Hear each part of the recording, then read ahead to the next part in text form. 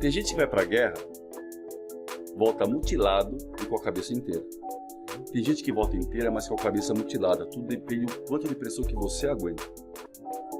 E aquilo caiu como... E eu busquei onde? O propósito para sair daí, na parte espiritual. Eu comecei a buscar Deus de verdade. Entender que eu não estava aqui de passagem para ganhar dinheiro. Aliás, ninguém está aqui para ganhar dinheiro.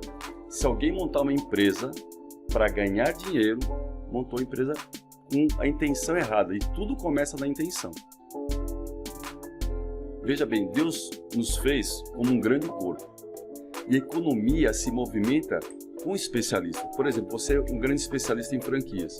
Se eu quero fazer minha empresa escalar, eu vou vir até você, porque você tem uma grande especialidade. Além de um dom que você tem uma grande especialidade.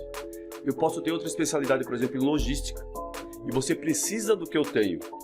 E essa grande troca, essa grande é que faz a economia se movimentar. Então Deus já fez isso de propósito, que as pessoas vão ter especialidades diferentes, dons diferentes, que é para a economia movimentar. E aí, quando eu encontro o valor no que você tem, eu estou disposto a dar um valor em dinheiro por isso. Agora, se você não tem valor, ou seja, se você não sabe quem você é, o seu grande dom, e não tem uma grande competência, eu não vejo valor no que você faz. Logo, eu não estou disposto a dar um valor em dinheiro por isso. E o dinheiro nada mais é do que o valor agregado. Por isso que eu sempre pergunto para as pessoas assim, quanto você acha que você merece ganhar por mês? As pessoas colocam quantias assim astronômicas. Eu falei, então tá, por quê? Aí já veio um silêncio. Não.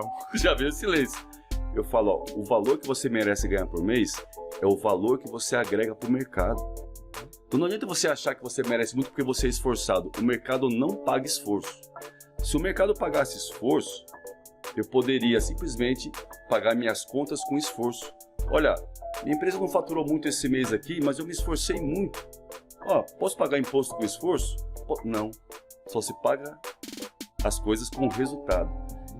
E o resultado vem de você agregar valor na vida do próximo. É isso que começa a gerar uma empresa, começa a gerar resultado. E isso caiu muito forte dentro de mim. Eu falei, não, então eu vou empreender, mas eu quero empreender de uma maneira diferente. Eu quero empreender da forma que eu estou tendo esse contato agora com algo muito maior. E eu comecei a montar um sistema de gestão completo, baseado em que cada líder meu seria um especialista em pessoas. E que todo mundo que viesse para a minha empresa seria transformado. Com o objetivo, todo mundo que trabalha aqui, ele vai sair melhor do que já entrou. E todo o sucesso eu devo a isso. A realmente amar pessoas e entender que a minha empresa também seria um lugar para que cada funcionário pudesse cumprir o propósito dele dentro da empresa. Eu tive uma grande crise de estresse trabalhando, porque eu trabalhava e não tinha propósito. Eu trocava tempo por dinheiro. Eu era muito eficiente no que eu fazia, tanto é que eu cheguei a diretor da multinacional, só que eu trocava tempo por dinheiro. E se você ficar trocando tempo por dinheiro e achar que tudo é na força do seu braço, quando existe algo maior, não importa se você empreende, não importa se você é CLT, você vai ter problemas. E eu tive uma grande crise de estresse. E aí, onde eu saí dessa crise de estresse? Eu fui uma vez só no psicólogo, uma consulta única. E eu fui lá para ele passar a mão na minha cabeça. Eu fui lá e falei, não, olha, eu trabalho demais, eu tenho uma carga horária assim, eu tinha 2.500 funcionários que eu era responsável aqui no Brasil. Vamos lá. Como eu falei, a primeira coisa começa pela intenção.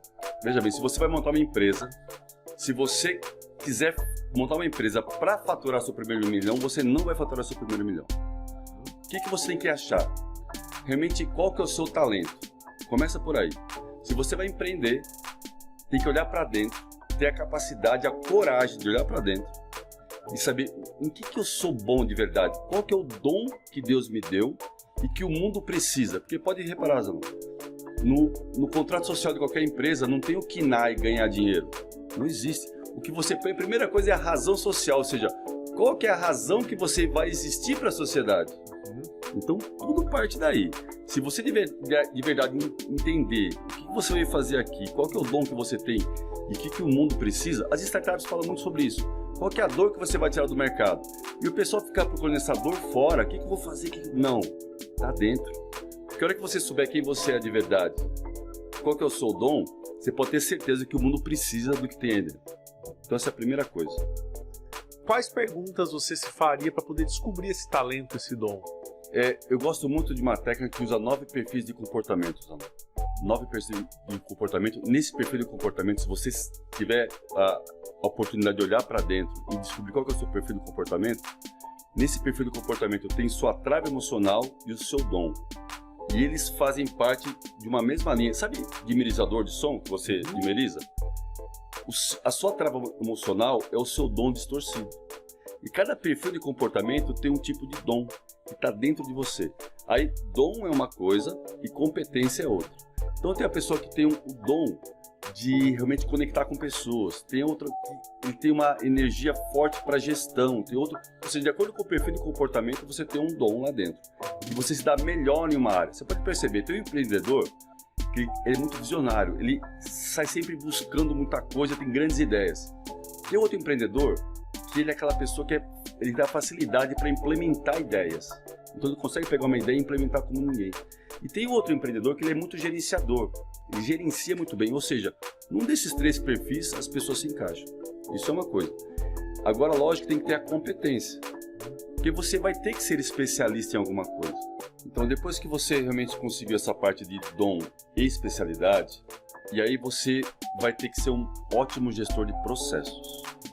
Veja bem, quando você vai montar uma empresa, você tem que ter mapeado os processos, até para você poder contratar as pessoas corretas para cada tipo de processo. E fatalmente, quando eu falo de gestão de processos, você vai ter que delinear o que a sua empresa vai precisar, de que forma que isso vai funcionar. Então você tem que ter seus processos mapeados. Quando eu falo processo, é procedimento mesmo. Como vai funcionar cada parte da sua empresa. Quando alguém for desenhar um processo da empresa, ele tem que sempre desenhar o processo olhando para a necessidade do cliente. Vou dar um exemplo simples aqui. Sei lá, restaurante Aquilo. Quero que eu mostrar o restaurante Aquilo. Aqui, por exemplo, nós temos um prédio comercial aqui, que um restaurante Aquilo aqui vai matar a dor de muita gente. Porque vão ter vários funcionários aqui que precisam sair para almoçar, comer rápido e voltar. Pessoal, tem 40 minutos para comer de repente. Como é que ele vai estruturar o processo de um restaurante Aquilo? Veja bem, ele vai pensar, peraí, o que meus clientes precisam? Comer rápido, a um preço legal, né? E se eu estruturar uma fila só aqui no meu restaurante, vai ficar uma fila enorme. Peraí, e se eu tiver 4 balcões de atendimento onde as pessoas chegam e já saem rápido do outro lado? Ou seja, ele vai estruturar o processo dele de acordo com a intenção e a dor que ele quer montar no mercado. Isso que traz sucesso. Fala, mas Pedro, a minha empresa sou só eu, não tem mais ninguém. Mas sim, mas existe processo. Você tem que começar a estruturar seus processos, porque quando você for contratar alguém, já tem o processo delineado. Porque isso não acontece quando acontece com muita gente. Começa de forma desordenada, aí começa um monte de incêndio na empresa e acha que precisa de pessoas. E por muitas vezes não precisa ainda. É porque os processos estão desorganizados. Não tem isso mapeado, não tem isso delineado, princípio, meio e fim. E aí não precisa. Agora, se você precisar, ainda assim, os processos são tão primordiais pelo seguinte: quando vier alguém, ele vai fazer exatamente o quê? Ou você vai colocar mais uma pessoa para apagar incêndio na sua empresa? Não, ele vai vir para executar essa tarefa aqui. E aí, se você não tem processos desenhados, você não consegue definir que competência você precisa da pessoa e onde ele vai trabalhar exatamente, o que ele vai fazer. E aí, o que acontece? Assim, pequeno empreendedor, acontece muito isso. Tem um sobrinho ali, o cara é bonzinho, e põe ele pra dentro. Aí tem o primo, e vem colocando. E vem colocando, e ninguém sabe muito bem o que faz. E tá tudo na cabeça do empreendedor. Então, se ele não desenhar os processos, ele não vai conseguir crescer. Mesmo se ele for único. Eu sou eu SA, não tem mais ninguém na empresa comigo. Não tem problema nenhum, desenhe e mapeie os seus processos. Para quando precisar, que logo vai precisar, se você estiver organizado, você vai saber exatamente como colocar a pessoa em cada lugar para trabalhar. Olha, primeira coisa, você precisa definir a sua parte operacional. Vamos supor, se você vende pipoca, como que é o processo para você produzir, comprar, ou seja, toda a parte operacional do seu carrinho de pipoca, por exemplo. E falar, mano, pipoca, Pedro. Existe empreendedor, por exemplo, tem o Valdir lá de Curitiba, o Valdir Pipoca, já ouviu falar dele? Já ouvi falar, famoso. Ele tem franquia hoje em dia. Então, ou seja, porque ele é estruturado e organizado. Então, a parte operacional é a primeira coisa. Segunda parte, a parte financeira. Você tem que ter processo na sua parte financeira, desenhado. quanto que você vai tirar para você por mês? Quanto que é separado para cada área de custo da sua pequena empresa? Você não pode começar o seu mês com uma surpresa. Quanto que eu vou gastar no final desse mês? Não sei, vamos deixar o mês rolar? Não. Você tem que planejar o seu mês antes de começar. E aí, cada centavo que vai sair da sua empresa, você fala, opa, a conta aqui de manutenção, eu tenho R$1.000 para gastar aqui. Então, eu gastei acabou. Então, ó, essa manutenção agora eu posso deixar para o próximo mês? Vou ter que deixar, porque meu budget aqui já estourou. Ou seja, você vai definir contas por cada área da sua empresa antes de começar o mês. E aí, no decorrer do mês, você vai fazer a gestão financeira da sua... E é simples. Você planejar o mês antes de começar. Eu planejo, assim, as metas do ano, tá? E eu planejo 3 meses para frente no máximo, hoje em dia. Porque muda muito. Então, o pequeno empreendedor, vou falar, se todo pequeno empreendedor planejasse um mês, seria maravilhoso, porque a maioria não consegue planejar nenhum mês.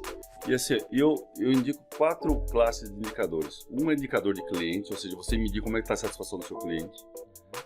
Aí você vai ter um indicador financeiro, um indicador de processo e um indicador de pessoas. Ou seja, o engajamento da sua equipe. Se você tiver 4 indicadores para começar, já está ótimo, não precisa mais do que isso. Eu sempre falo que tudo que eu falo, eu busco base bíblica também. Deus fez o homem e viu que era bom. Fez os animais e viu que era bom. O próprio Deus gerou o indicador e foi checar para ver se era bom. Entendeu? Então você precisa fazer e checar, e pode ser simples. Uma planilha Excel é suficiente para isso. Tem um estudo que foi feito numa empresa inglesa, uma linha de produção, tá? Que não tinha controle, tinha uma produtividade.